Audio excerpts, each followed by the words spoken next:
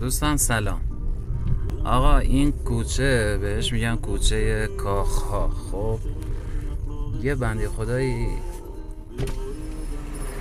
اینجا زمین داشت، شروع کرد به ساختن این ساختمونای لوکس. خب این اولیش، اولین ساختمونی که ساخته، این دومیشه، خب این جفتیش سومیشه،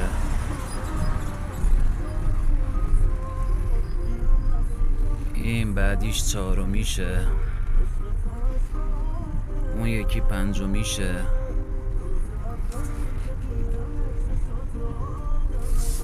این وریه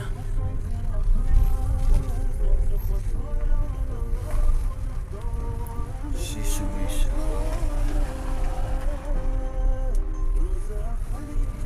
یکی دیگه هم اینجا ساخته. اینا خیلی مهم نبوده، اینا همینجوری فقط ساخته. ما بقی شد توی پایین تر ساخته. الان میرم اونا رو هم بهتون نشون میدم. خب بچه ها دیگه اونجا اونا رو ساخت، بعد اومده اینجا تو این کوچه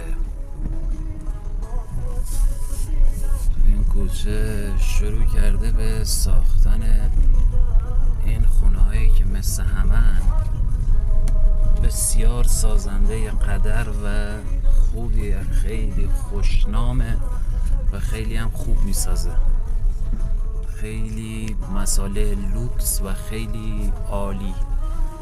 این اولیش، بعد از اون اومد اینو ساخت.